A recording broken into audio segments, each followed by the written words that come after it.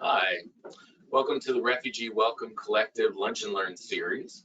In these sessions, we aim to bring interesting and timely information to you, supporters of refugees. Whether you're a volunteer, community sponsor, resettlement agency staff, a local advocate, or just someone who's interested in learning more, we hope that you enjoyed today's session. Refugee mental health considerations and trauma-informed care practices for community support groups. Refugee Welcome Collective collaborates with partners to provide in-depth training programs, weekly learning sessions, resources, and on-demand technical assistance for sponsors, practitioners at resettlement agencies, refugees paired with sponsors, community and institutional partners, and others to support quality community sponsorship programs across the United States. Please go to the next slide.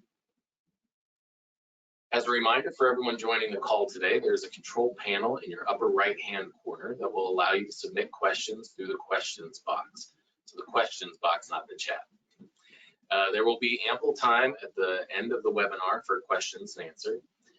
Everyone on today's webinar is automatically muted. However, if you have any tech issues, please raise your hand through the control panel or submit a question in the questions box so we can assist you. Additionally, the presentation, any resources, and a recording will be sent to everyone following today's webinar. This brings us to our presenter for today, Jessica Ashcraft. She is my colleague, the Senior Community Sponsorship Technical Assistance Associate here with Refugee Welcome Collective. Jessica, thank you so much, and take it away. Thank you so much, Derek, for that introduction. So I am with the Refugee Welcome Collective, but why I'm speaking on this topic today is because I have about a decade working with refugees and other immigrants, and for a good chunk of that time, I worked at a local resettlement agency, and one of my roles was acting as our mental health coordinator. And Grace, if you want to go ahead to the next slide. So that's why I'm speaking to you today, and you may have caught that my background is in social work, but I actually have very little interest in going into clinical social work. It wasn't the path for me. And why I'm sharing all this random information about myself is that what I hope today is that you recognize that even if you have no background at all in clinical work, and certainly if you're not a clinician, I still hope that you'll sort of be empowered by some of these objectives and topics that we're going to talk about today. So the first thing to say is that because you're not a clinician and because I'm not a clinician, I'm not going to be talking about how to diagnose a newcomer or a refugee with any sort of label or mental illness or things along those lines. I am, however, hoping to make you more aware of some relevant mental health considerations when it comes to refugees and other newcomers, things to keep in mind as you do your work as a community sponsorship group. I also hope to equip you with a couple strategies you might try when it comes to approaching the topic of mental health with refugees or other newcomers. And again, because I'm not a clinician and you're not serving as a clinician, I'm not going to ask you certainly to provide any sort of clinical therapeutic intervention, but I do hope to encourage you and empower you to think about incorporating some trauma-informed care principles in your work with refugees through the role of a community sponsor. And we'll talk about what exactly I mean when I talk about trauma-informed care. So with that said, we'll go to the next slide. I kind of want to start with some real basics, and that's to sort of talk about what are some natural to be expected struggles when it comes to making a big adjustment. And this is actually pretty general. Just things you might experience as you make a big adjustment in your life. And certainly all refugees, no matter their background, no matter what traumas have occurred in their past or what led them to their refugee status, resettlement itself, starting over in a new country, is certainly a big adjustment they all share and all have in common. So I want to talk about some things that might be to sort of be expected in what you might encounter. But I also want to talk about some sort of questions to keep in the back of your mind where these things might be sort of natural side effects of making a big adjustment, but these questions will help us know when something that is natural or to be expected actually might be a sign of declining mental health or something that's a concern that we want to address or flag in some way. So I'm going to go through some of these, but the questions, you see them on your right, is you want to be thinking about how long has this thing lasted? You want to be thinking about how frequently is this thing occurring? And certainly you want to be thinking about how severe is it, right? And like I said, these are all sort of natural side effects sort of making a big adjustment. So the context really matters. And I'll kind of give some examples as we go through. So one area to be expected, certainly where you might have some adjustment struggles, is sleep. So maybe that means having difficulty falling asleep, staying asleep, sleeping too much, or like falling asleep at inappropriate times, and maybe having some nightmares. So these are all sort of to be expected, par for the course things. But thinking about those questions on the right, it's certainly natural to have nightmares every once in a while, especially when you have a lot on your mind. But where it might be cause for concern is if you're having frequent nightmares that are really severe. You're waking up, right, and you're sweating and your heart is racing. If that's happening very severely, very frequently, that might be something where, okay, something else is going on, right? Appetite is certainly another area.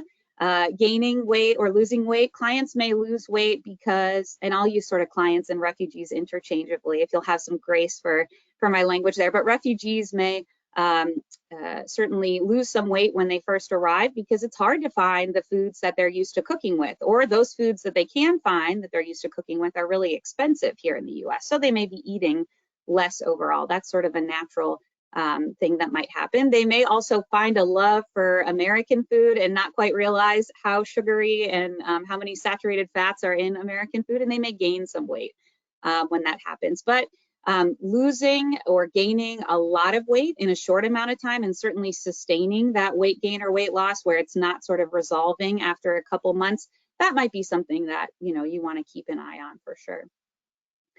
Certainly refugee resettlement, moving to a new country, leaving behind not just everything but many people that comes with a lot of emotion. So it's very natural, of course, for refugees to feel some sadness for what they have left behind as they're processing. That might look like crying frequently or randomly where there doesn't seem to be an obvious trigger, like watching the news or something like that.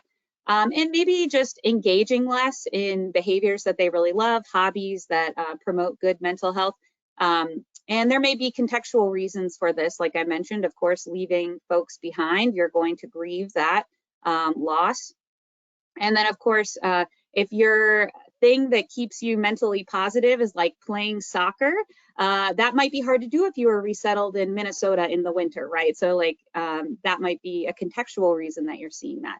But I would say, and I'll use the soccer example, you might decide as a group that you learn that soccer and physical activity is something that helps this refugee. And so you might come together and pay for like a gym membership to like the YMCA or something like that for a couple months. And once you've sort of run it through that cultural context around it, you've provided a way for that person to engage in that activity. If you're checking on them on Monday and say, hey, what did you do over the weekend? And week after week after week, they say, I don't know, I just sort of stayed home. I didn't really, go to any community events, et cetera. And that's sort of lasting for a while where they're not sort of feeling more integrated. Then that might be, something where we're starting to get a little bit concerned if that's happening for a long period of time. Certainly focus can be affected during the resettlement process, having trouble focusing, concentrating, problems with memory even. And again, there is just a very obvious contextual reason for that. Refugees, when they come, they're in English class, they're in cultural orientation class, they're in employment class, they're learning new bus routes, they're learning a new language, they're meeting their neighbors, everything is new. It is a lot of information that refugees get when they first arrive. And so it is totally understandable that if you're giving directions to a new location on the bus, they may need that repeated back to them or need to write it down. That's to be expected, right? It doesn't mean that they are necessarily struggling to remember for any reason other than the obvious. But if somebody takes the same bus route home from the agency to their house and for weeks at a time just continues to miss the bus because they can't remember the number, that might be a cause for concern, right? It's this routine route they should know, and so it's happening over a long period of time. That might be something where maybe some other stuff's going on. Agitation or frustration, also totally normal. It is certainly frustrating to start over in a new place, and especially when when folks first arrive, and there's a lot of gratefulness, of course, to be in a safe place and for all the things in their apartment that maybe a community sponsor group has provided.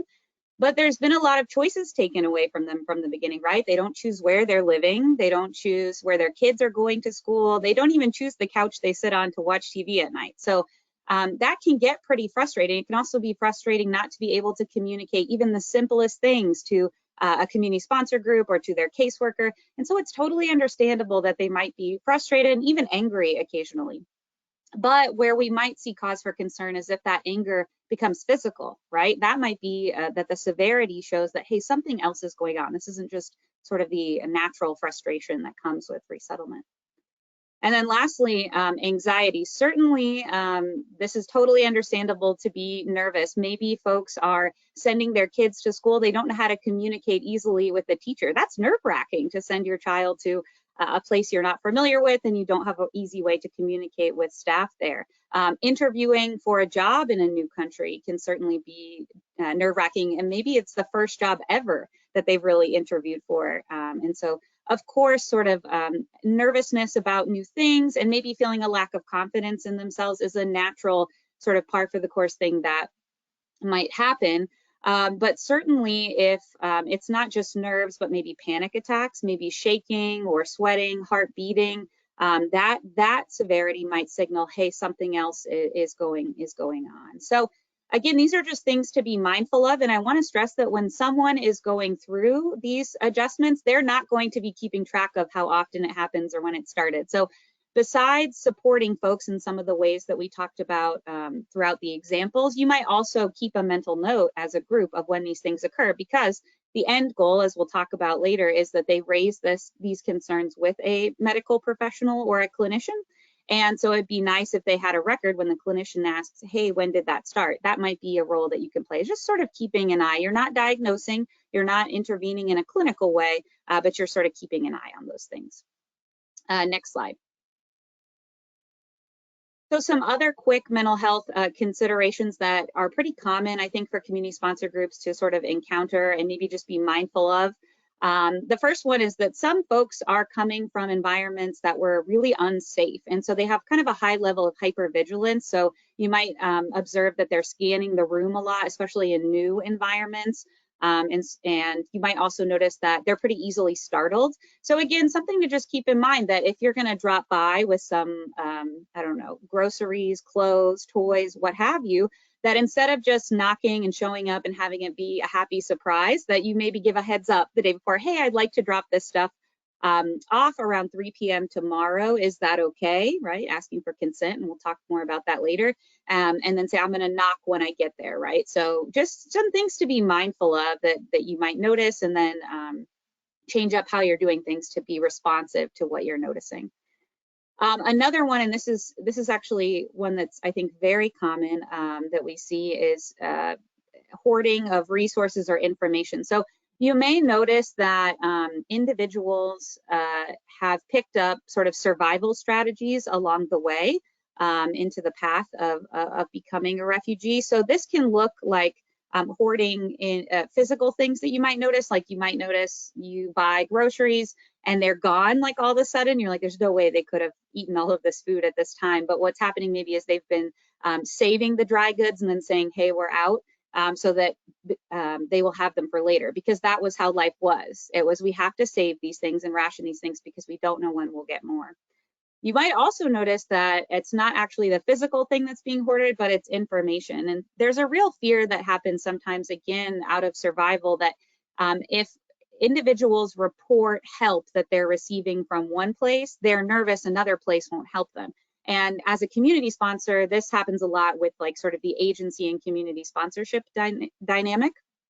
So your group may have, for example, taken the client grocery shopping, maybe once or twice, and it was a learning experience. You were showing them where everything was at the grocery, etc. And then for the third grocery trip that you were intending to help with, you may have asked them to request cash, because now it's their responsibility to pay, right? You budgeted for those 2 trips, and now it's time for the client to pay, but you're still going to help be that guide. And so you may say, hey, could you make sure that you have cash from your caseworker, right, before we go? And then you might get there and they might say, oh, we don't have that cash. We didn't receive that cash. And you're kind of left wondering what happened. Maybe the caseworker forgot, maybe they didn't ask, maybe the caseworker didn't give it to them for some other reason.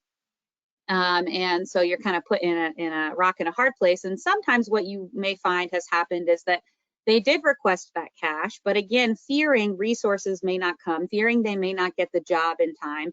They think, well, the group has, gotten me groceries these first 2 times, right? And so if I get this cash, I can save it back for when I need it, and maybe the group can help this time again, right? And so then it's like, oh, now we're paying. And this is a hard one because to the group or to the person, it can feel like the client might be being manipulative, or the refugee might be being manipulative in this moment. But I really want to encourage you that these considerations really are that you're working with someone who has likely experienced trauma and has picked up survival techniques for themselves and their family to really provide for them. And so I want you to see that as a survival technique, and recognize that it's not manipulation. It's not, that they're not grateful for the help or what have you, but that these things sometimes take a while to break. It takes a long time in a safe environment where they know they're going to be provided for some of these sort of old survival habits to break. So just something to keep in mind.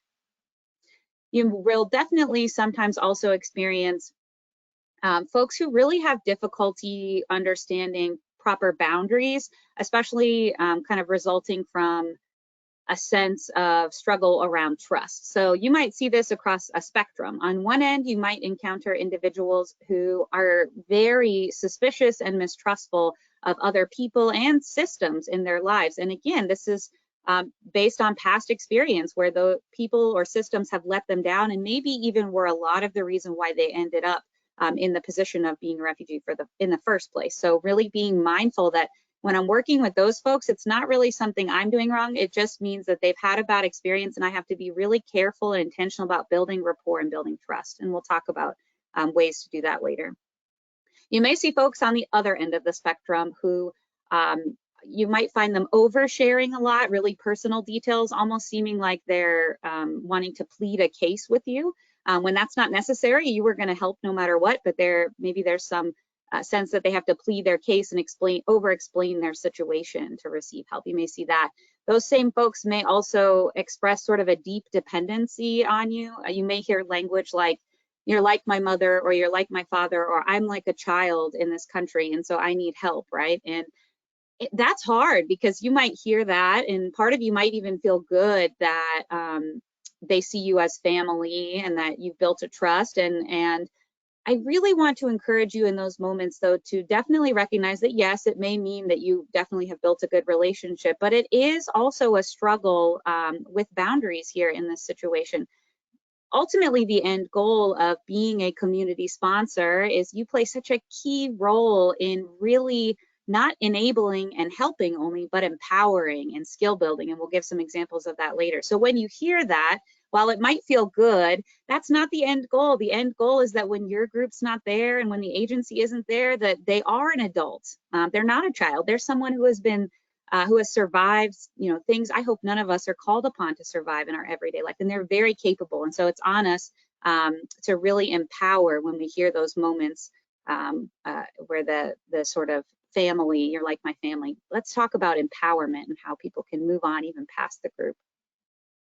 And then lastly, of course, just like with the general population, certainly when individuals feel out of control, especially, which refugee resettlement, very little is in your control when you are starting out in a new country. Sometimes individuals gain back control through substance abuse. So that is something to definitely be mindful of and aware of, just like with the general population, that this might be a way for individuals to cope and to really be mindful and aware of your surroundings when you're visiting to see if you notice anything like that.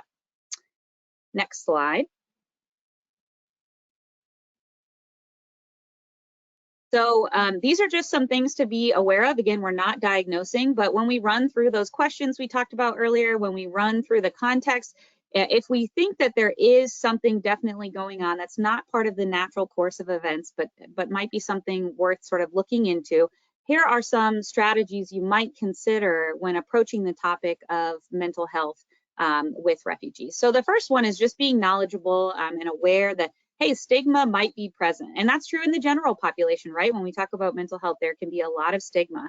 And of course, the key to breaking any stigma is to normalize or naturalize talking about mental health, that addressing mental health concerns is a totally normal part of everyday life. Ways you might come at that conversation, definitely one would be likening addressing mental health to the way that we address physical health. All of I'd say just about everyone I've encountered would definitely say they understand physical health. Are you feeling healthy? Are you feeling sick? What's going on? And they have an understanding that there are days when I'm feeling healthy. There are days when I have sort of a small sickness where, you know, maybe I have a cough or a fever or whatever. I go to the doctor, I find out, oh, I have a sinus infection. I may have to take medicine, I may have to rest, have tea, whatever it is. It's a short-term thing that I'm addressing so that it doesn't get worse, right?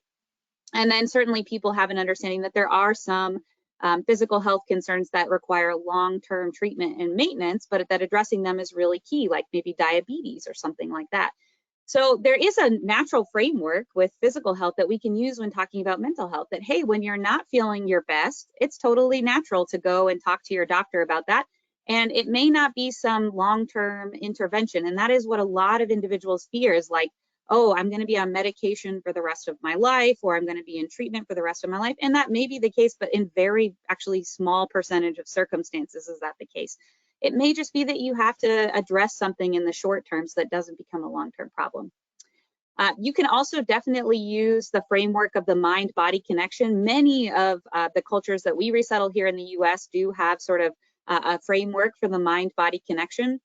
And this is really key, I think, because I have known in my work and worked with many a group who are working with refugees who kind of have like chronic stomach aches, chronic headaches, and they go to every specialist in like the whole city and nobody can find anything tangibly physically wrong. And what's happening, of course, is that's a psychosomatic symptom. It's saying, hey, something with the mind is going on, stress, anxiety, grief, what have you. And without appropriate avenues to express feelings and emotions around that, it's manifesting itself physically as that stomach ache or as that headache. And I have found that pretty much every individual I have talked to where that was the case has a cultural understanding of a mind-body connection. So using that framework may be a helpful one for you. Perhaps the most helpful one I have known definitely is by focusing on a concern for wellness overall and trying to weave that into how wellness affects everyone's everyday goals in life. So maybe you're working with someone who wants a promotion at work or something along those lines. And so you can say things like, hey, I know when my mind is clear and I feel like I can, you know, think clearly and positively, I'm able to get a lot more done at work. So I've noticed this is going on. It might be worth checking out because I know that this is something you're working towards, and it might be easier, you know, if you're able to talk through some of these concerns that are on your mind. Then they won't affect you as much, you know, at work. So just sort of talking about wellness as both the meshing of physical and mental health and really weaving it into the big picture so that it's not this big scary topic all on its own, that there's a lot of stigma around, but that it's just an everyday part of life that affects every aspect of our life. So it's worth sort of addressing. And then ultimately the end goal, because I am not a clinician and you are not serving as a clinician, as a community sponsor or co-sponsor, is ultimately getting them to talk to a professional. And often that starts at someone's PCP, their doctor. Doctors in general do carry, of course, inherent credibility with individuals, refugees, when they're coming over. Sometimes you do see, of course, a mistrust in the medical system that stems on past experiences, but by and large, you know, if the doctor says, hey, it might be real and something to look at, that's going to be the person most individuals are going to listen to. So that is certainly the end goal. Next slide. So for this last sort of chunk of time that we have together, I want to talk about what you actually can do. I hope I've made you aware of some things you may encounter, more mindful, maybe given you some starting places for conversations about mental health with refugees, but I want to now talk about what you can do when you're working with folks in your everyday capacity as a community sponsor or a co-sponsor. So I'm going to talk now about trauma-informed care. And if you're coming from any sort of helping profession background, like maybe a teacher or a nurse or what have you, this is definitely a term you're probably familiar with, but I feel like it's become a really popular term lately in general. And the reason for that is that it's a very approachable concept, no matter what profession you're in or role you're serving in. This is sort of a framework that we can use. So to define it, I'm going to talk about what it's not. It is not a trauma-specific therapy that a clinician provides. So you might go to a therapist to address something that's going on, and they may use a sort of specific treatment modality like cognitive behavioral therapy or something along those lines. What this is, though, is just a framework. It's sort of a set of principles that's saying, hey, no matter what your job is, if you're a bank teller, if you're a community sponsor, if you're a caseworker, if you go about the everyday course of your job and your activities, these are some principles that you should sort of weave into your work. And it does assume, and that's why trauma is in the name, that you're working with individuals who have experienced trauma. It is not a therapy, but it has its roots in clinical research that say that these things, when someone has experienced trauma, are restorative and they promote good mental health and a positive relationship. And I just want to say briefly, and I put it in there, that this is true for the general population. I think sometimes people have a fear maybe that refugees have experienced traumatic events, that there's like anxiety that if I'm working with this person and I'm trying to help in these ways, that I might do something wrong and it'll be very catastrophic. But these are principles you can weave into everyday relationships. In fact, within your community sponsor or co-sponsor group, there's a very real chance someone has experienced trauma on the team with you. So this modality says that we don't know who has experienced trauma, so we're going to do this when we interact with everyone. And most importantly, it does not require you to know the specifics of that trauma. So just like you don't know on your team if someone has, you don't need to know. What you need to know is that these things promote sort of good, positive mental health, and they're restorative when someone has experienced trauma. So I'm going to go through these, and I'm going to try to give sort of a everyday example and then like a big picture thing to keep in mind. So trauma-informed care says that, hey, we're trying to restore a sense of safety, both physical safety and emotional safety. It says that we are trying to promote trustworthiness, trust in themselves that they can get something done, trust in other people, and trust in systems. It says that we're going to try to really incorporate choice into our everyday work. We're going to restore a sense of choice, which restores a sense of control. And as we talked about earlier, refugees, when they first arrive, have lost control of a lot of things in their lives. So this is so important to restore for sure. It's also going to promote a collaborative relationship where there's a really good, healthy balance of power, and that the responsibility of big life choices is on the right person, which is the person who has that life, right? The family makes choices for their own lives, and we'll talk about more about that. And then lastly, it's really going to promote a sense of empowerment. I mentioned earlier, our job is not to help and enable, it's to skill build and empower, so that when we're not there, the individual or the family can provide for themselves, right? So let's talk about some ways you might consider doing that. Around safety, a really good sort of everyday example, I would say, is that as a community sponsor, I certainly hope that you're acting also as a community guide. So walking the neighborhood that an individual is resettled in, making them aware of their surroundings, maybe even thinking about doing that at different times of day, because sometimes night is very different than day, and having someone walk them through, I don't think this is a great area, maybe at night, but this is probably a safe path if you want to take, a walk at night with your family. Safety within the home, showing them certainly how to lock up. Also maybe safety around the things around the house that may be unfamiliar to them. So cleaning chemicals and where to keep those safely out of the hands of, like, if a family has children. So just making their environment feel more safe and making them more knowledgeable of their environment.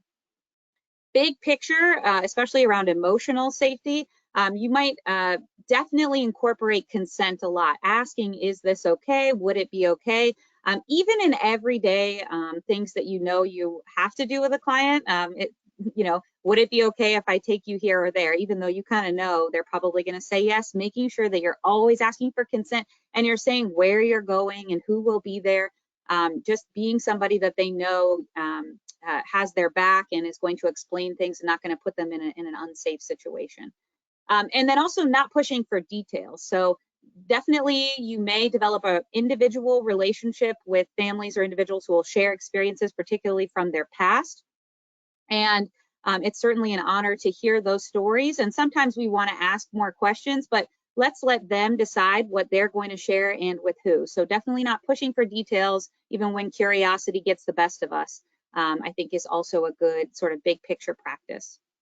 For trustworthiness, I would definitely say some small things are not making promises you can't keep. So saying things like, I hope, or I will try. And then when you do make promises to arrive like the next day for something, being consistent. And if you're not going to be able to make it, giving a heads up and explaining a little bit why, hey, I can't take you because my child's homesick from school today, or something like that, right?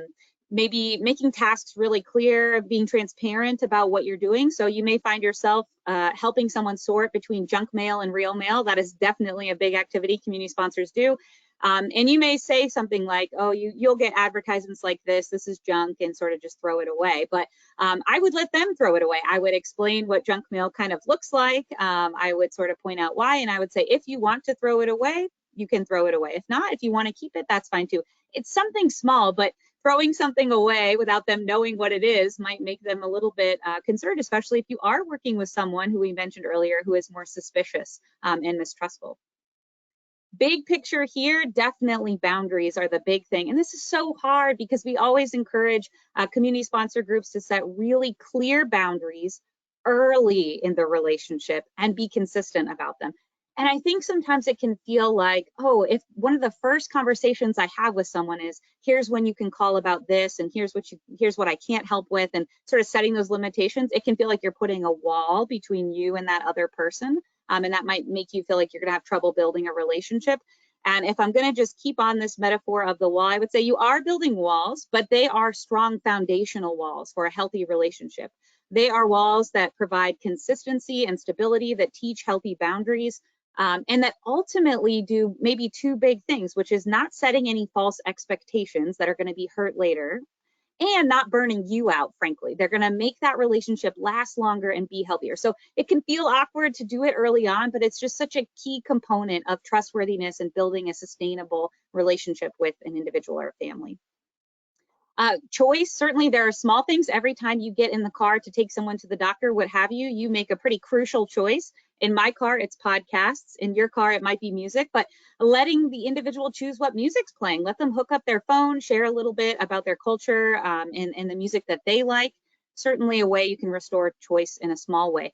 Your group may, especially at winter, collect clothes, hats, scarves, gloves, etc. You may consider holding back a portion of your budget so everyone can pick out their own winter coat, one that reflects their individual style and personality, just restoring these little senses of choice. And then big picture, and this goes along with collaboration too, the big picture of choice is that ultimately clients will make choices you do not agree with.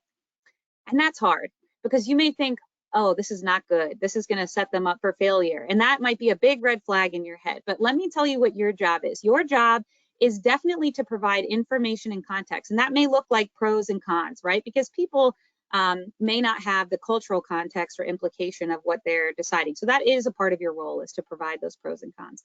But ultimately, they will ask you sometimes, what would you do? You're just going to repeat that information and say, this is your choice.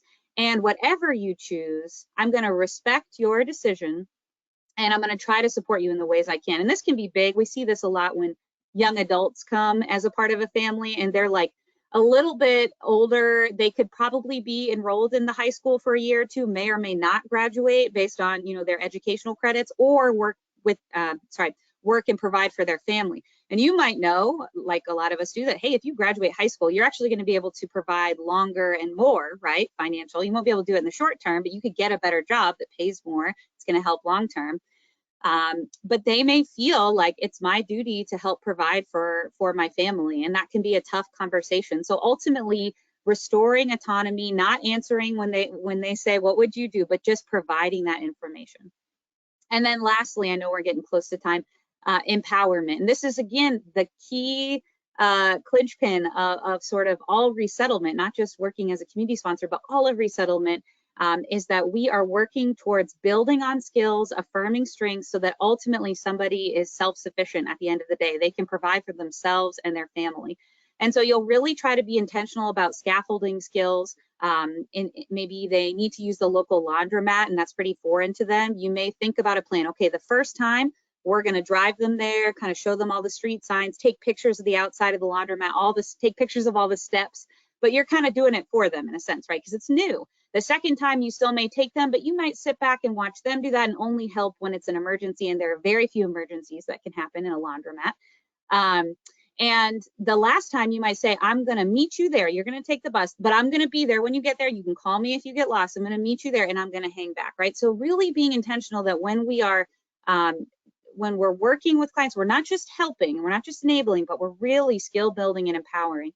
And I would say, and having done casework for a really long time, this is always hard because you are a teacher in that moment. And so there is like a weird imbalance. It's an important one. That is your whole purpose in a sense, is to teach.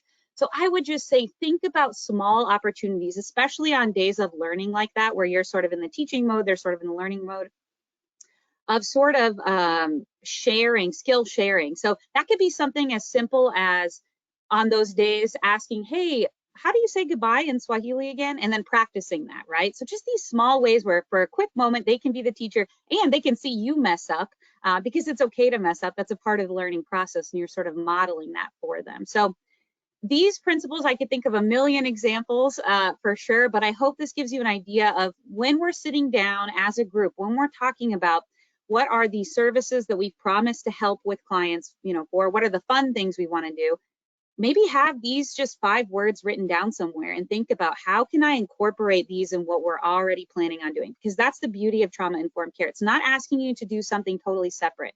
It's saying when you're doing the things you're already planning on doing, here are what are key things that will help someone who's experienced trauma really feel restored and promote really good, positive mental health. So that is all that I have. I hope that gives you a good starting framework, and I'm certainly able to answer questions if we have them.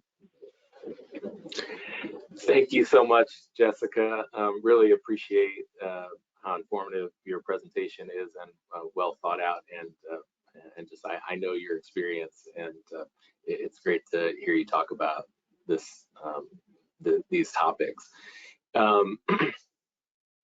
We're going to be going to begin answering the questions submitted during today's presentation. As a reminder, you can still submit questions through the questions panes and through the questions pane.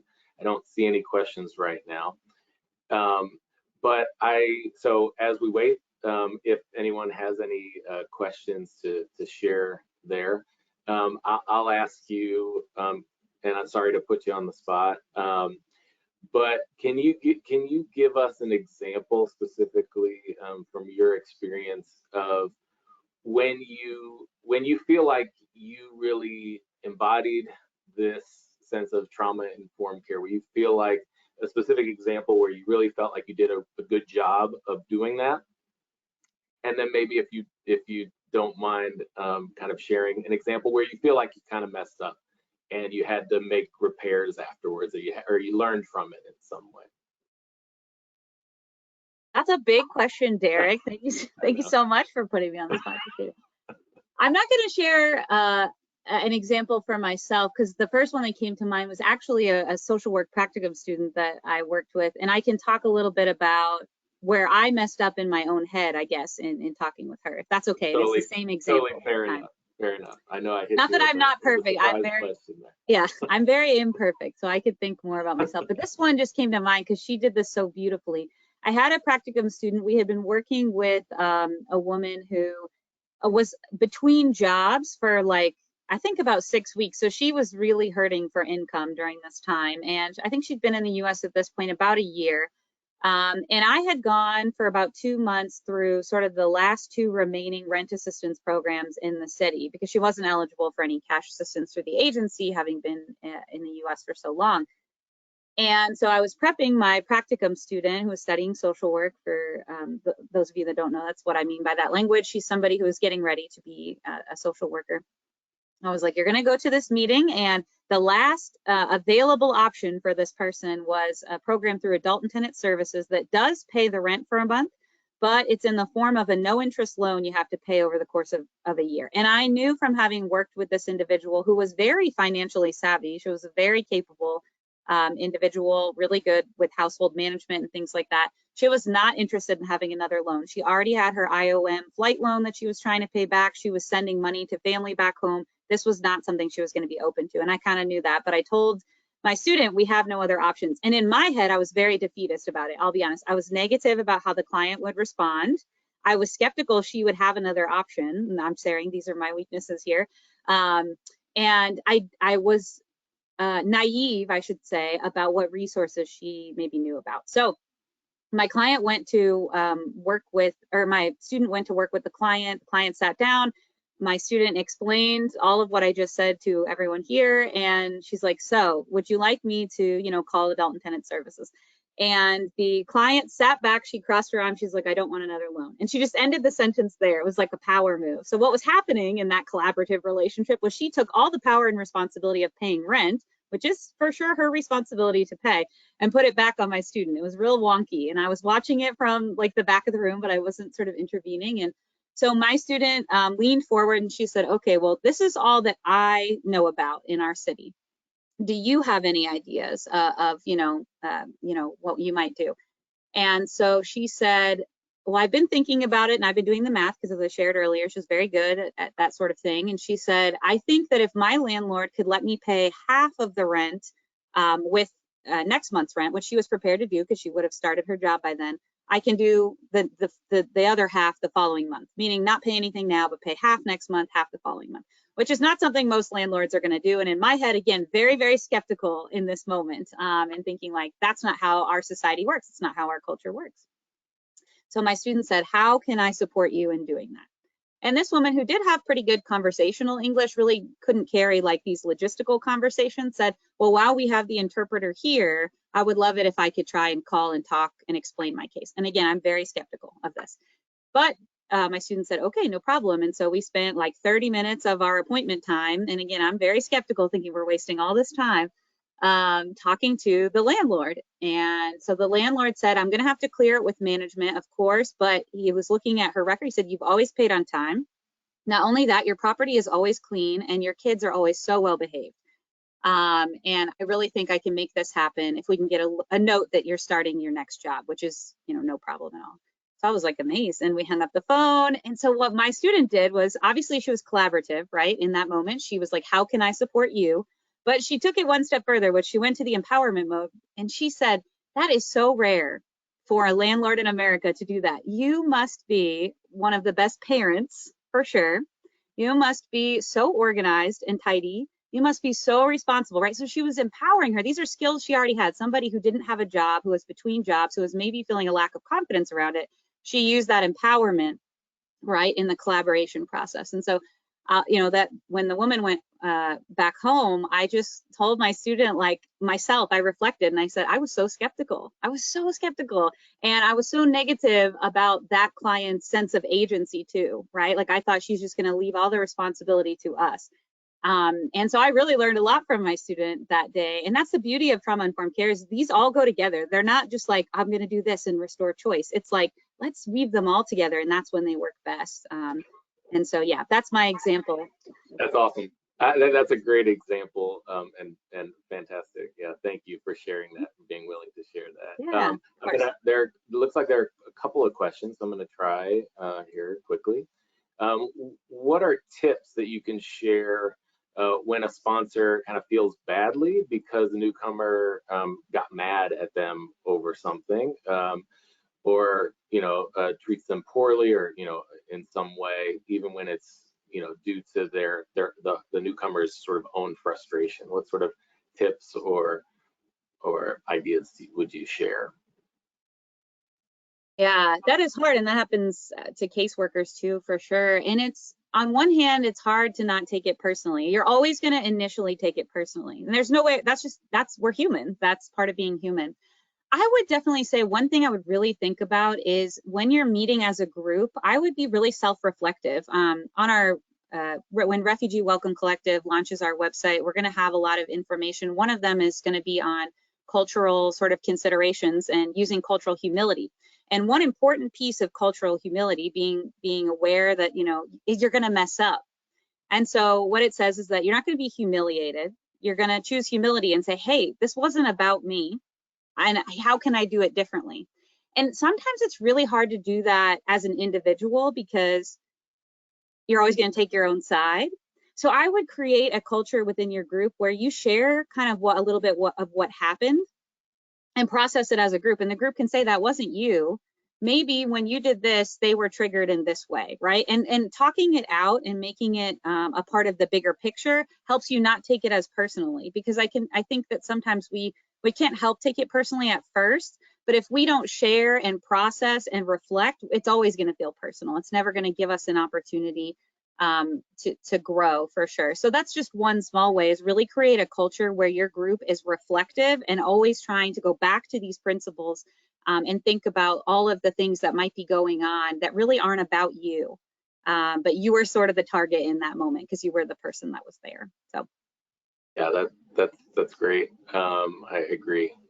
Let's do one more question here. How are you advising or assisting families who are experiencing anxiety or worry, maybe guilt for relatives left behind,